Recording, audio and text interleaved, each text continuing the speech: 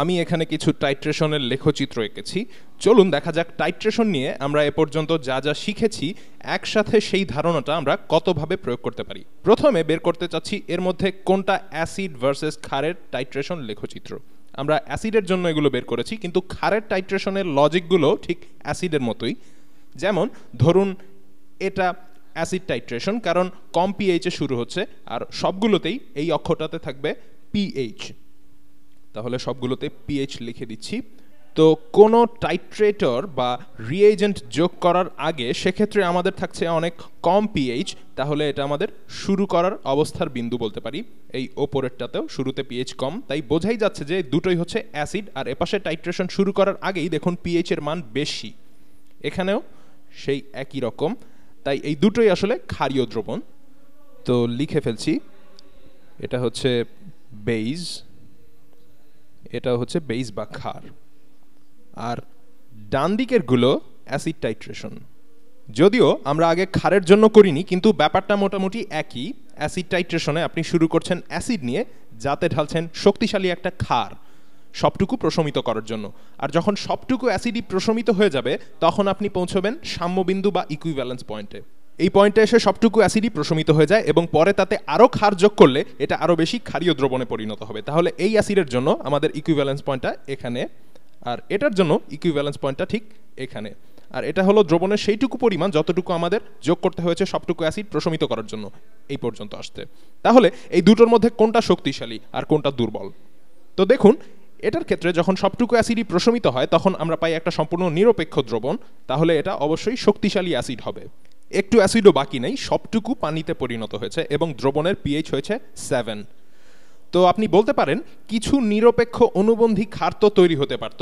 আসলে শক্তিশালী অ্যাসিড হবার কারণে এমনটা হবে না, কারণ সেক্ষেত্রে অনুবন্ধী ক্ষারটুকু থাকলেও পিএইচে কোনো পরিবর্তন করতে পারতো না, কারণ সেটা আসলে ক্ষার হিসেবে তখন থাকে না। যেমন ক্লোরাইড আয়ন যেটা আসে হাইড্রোজেন ক্লোরাইড থেকে, সেটা আসলে পিএইচে কোনো পরিবর্তন করতে পারে না। তো যাই হোক, এটাই হচ্ছে শক্তিশালী অ্যাসিড।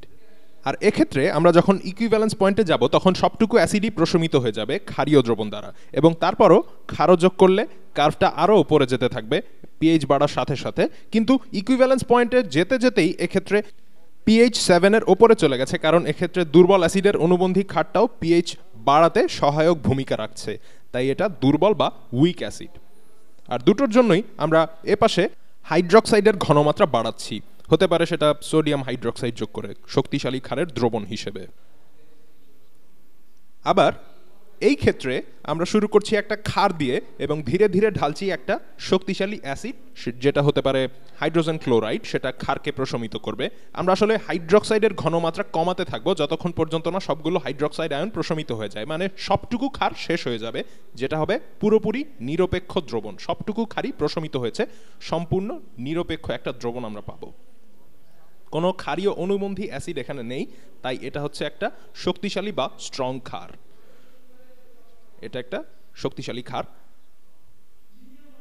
আর এখানে টাইট্রেশনে আমরা বাড়াচ্ছি হাইড্রোজেন আয়নের ঘনমাত্রা সবটুকু ক্ষারকে প্রশমিত করার জন্য।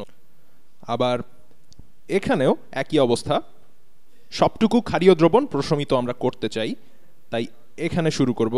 কিন্তু প্রশমন বিন্দুটা পাওয়া যাবে ঠিক এখানে, কারণ সবটুকু ক্ষার প্রশমিত হলেও এর কিছু পরিমাণ অনুবন্ধী অ্যাসিড তখনও রয়ে গেছে, তাই ক্ষার প্রশমিত হবে 7-এর চেয়ে কম পিএইচে। তাই ইকুইভ্যালেন্স পয়েন্টে পিএইচটা 7-এর চেয়ে কম, তাহলে এটা একটা দুর্বল ক্ষার। এবারে চলুন একটা বিক্রিয়া দেখা যাক।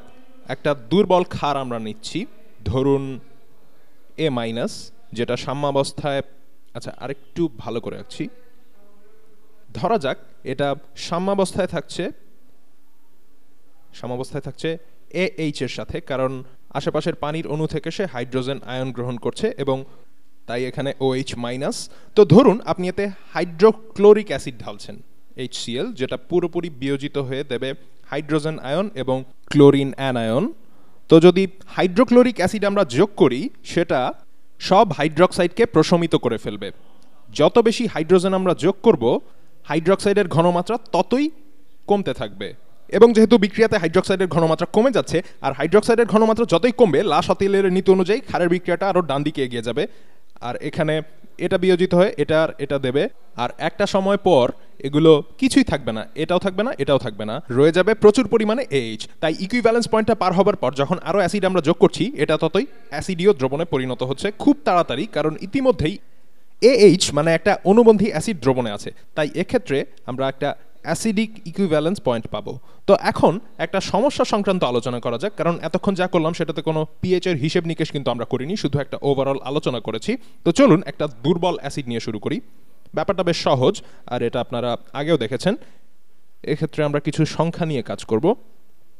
তো ধরুন এখানে এটা পিএইচ 7, আমরা এটাকে টাইট্রেট করব। এখানে শুরু হবে কারণ এটা দুর্বল অ্যাসিড, এবং যতই টাইট্রেট করব ততই পিএইচ বাড়তে থাকবে। যেতে যেতে একটা ইকুইভ্যালেন্স পয়েন্ট আমরা পাবো, তারপর এদিকে যাবে। ইকুইভ্যালেন্স পয়েন্টটা থাকবে ঠিক এখানে। মনে করুন যে যেই রিএজেন্টটা আমরা ব্যবহার করেছি তা হচ্ছে সোডিয়াম হাইড্রক্সাইড, এবং ধরুন এটার 0.2 মোলার দ্রবণ দিয়ে আমরা টাইট্রেট করছি, এবং ধরুন ইকুইভ্যালেন্স পয়েন্ট পর্যন্ত এসে আমি ব্যবহার করেছি ধরুন 700 মিলিলিটারের মতো sodium hydroxide, 700 millilitre sodium hydroxide. তাই আমাদের ইকুইভ্যালেন্স পয়েন্টটা থাকছে এখানে। তো প্রথম প্রশ্ন হলো কি পরিমাণ দুর্বল অ্যাসিড নিয়ে আমরা শুরু করেছিলাম, মানে একদম শুরুতে আমাদের দুর্বল অ্যাসিডের ঘনমাত্রা কত ছিল। এটা হলো অ্যাসিডটার সাধারণ সংকেত। তো বের করতে হবে অ্যাসিডের শুরুর ঘনমাত্রা, আর আমরা নিশ্চয়ই যথেষ্ট পরিমাণ মোল হাইড্রক্সাইড যোগ করেছি যখন ইকুইভ্যালেন্স পয়েন্টে আমরা এসেছি। যথেষ্ট পরিমাণ হাইড্রক্সাইড আমরা যোগ করেছি দুর্বল অ্যাসিডের সবটুকু মোল পরিমাণকে প্রশমিত করার জন্য, অথবা হাইড্রোজেন আয়নকে প্রশমিত করার জন্য। তাহলে এই সোডিয়াম হাইড্রক্সাইডের 700 মিলিলিটারে অবশ্যই সমান সংখ্যক মোল হাইড্রক্সাইড আয়ন আছে এই অ্যাসিডের হাইড্রোজেন আয়নের মতো, মানে যেটুকুনি আমরা শুরু করেছিলাম। তো যাই হোক, আমরা ধরে নেই শুরুতে অ্যাসিডের দ্রবণ আমরা নিয়েছিলাম 3 লিটার যখন টাইট্রেশন শুরু করেছিলাম, এবং যখন ক্ষারীয় দ্রবণ ঢালছিলাম তখন তার আয়তন আরও বেড়েছে, কিন্তু প্রাথমিক অবস্থায় আমরা 3 লিটার নিয়েই শুরু করেছিলাম। তো তাহলে আমরা কত মোল আসলে প্রশমিত করলাম, অথবা বলা যেতে পারে যে 700 মিলিলিটার দ্রবণে কত মোল হাইড্রক্সাইড আছে। তো আমরা জানি দ্রবণের ঘনমাত্রা, মানে আমরা নিয়েছি 0.2 মোলস, দ্রবণের ঘনমাত্রাটা হচ্ছে 0.2 মোলস পার লিটার, মানে হাইড্রক্সাইডের ঘনমাত্রা। তো গুণ দেব 0.7 লিটার দিয়ে, মানে 700 মিলিলিটারকে 0.7 লিটার হিসেবে লিখলাম আর কি। তো কত মোল আমরা পাচ্ছি, এখানে 7 × 2 হচ্ছে 14, আর দশমিক যাবে 2 ঘর আগে, তো এটা আসছে 0.14। তো 700 মোল এবং 0.2 মোলারের সোডিয়াম হাইড্রক্সাইড দ্রবণ, 0.2 মোলার সোডিয়াম হাইড্রক্সাইড, এবং এর 700 মিলিলিটার বা 0.7 লিটারে থাকছে 0.14 মোলস হাইড্রক্সাইড। 0.14 মোল হাইড্রক্সাইড মানে এতটুকু আমরা দ্রবণে ঢেলেছি। তাহলে আমরা বুঝতে পারছি যে ইকুইভ্যালেন্স পয়েন্টে আসতে আমরা এই একই পরিমাণ হাইড্রোজেন আয়নকে প্রশমিত করেছি যা দুর্বল অ্যাসিড থেকে এসেছিল। তাহলে আমরা বলতে পারি অ্যাসিডের শুরুর ঘনমাত্রা ছিল HA সমান 0.14 মোল, মানে এতটুকু নিয়ে আমরা শুরু করেছিলাম। আর টাইট্রেশনের শুরুতে অ্যাসিড দ্রবণ ছিল 3 লিটার। এখানে মনে রাখা দরকার যে অণুগুলো একটার সাথে আরেকটা কাটাকাটি যাচ্ছে, তাই বের করেছি আসলে কত পরমাণু বা অণু হাইড্রক্সাইড আমরা ঢাললাম, যেগুলো ঠিক একই পরিমাণ দুর্বল অ্যাসিডের পরমাণুকে প্রশমিত করেছে। তাহলে এটাই সেই দুর্বল অ্যাসিডের সেই পরমাণুর বা অণুর পরিমাণ যা নিয়ে আমরা শুরু করেছিলাম, এবং ভাগ দিচ্ছি মোট অ্যাসিডের আয়তন দিয়ে, তাহলেই আমরা পাচ্ছি শুরুর সময়কার ঘনমাত্রা। তো 0.14 ভাগ হবে 3, 0.14 ভাগ 3 সমান 0.046। তাহলে আমরা আমাদের অ্যাসিডটার শুরুর সময়কার ঘনমাত্রা, যেটা আসলে একটা অজানা অ্যাসিড, সেটা পেয়ে গেছি। সেটা হচ্ছে 0.046 মোলার। তো আমরা বের করে ফেললাম যে এটা কত হবে। এখন দ্বিতীয় প্রশ্ন হচ্ছে অ্যাসিডটার Ka বা pKa এর মান কত হবে। pKa আমাদের দুর্বল অ্যাসিডের জন্য, এর জন্য আমরা হাফ ইকুইভ্যালেন্স পয়েন্টে যাব। এখানে পিএইচটা কত এই টাইট্রেশন গ্রাফে, এতটুকু পর্যন্ত হাফ ইকুইভ্যালেন্স পয়েন্ট, যেখানে আমরা যোগ করেছি 350 ml, মানে 350 মিলিলিটার সোডিয়াম হাইড্রক্সাইড বা রিএজেন্ট আমরা যোগ করেছি।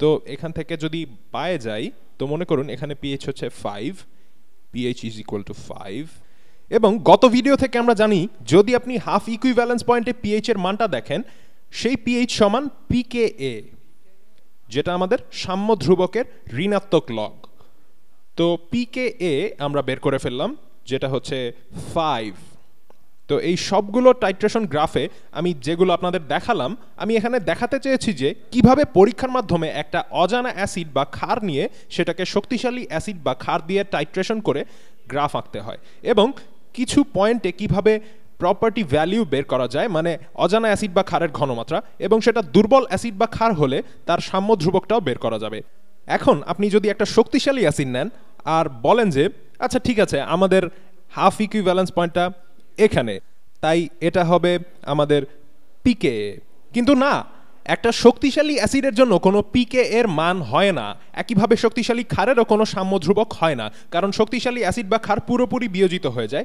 তাই তারা সাম্যাবস্থায় থাকে না তো যাই হোক আশা করি আপনারা বুঝতে পেরেছেন পরের ভিডিওতে সবার সাথে আবার দেখা হবে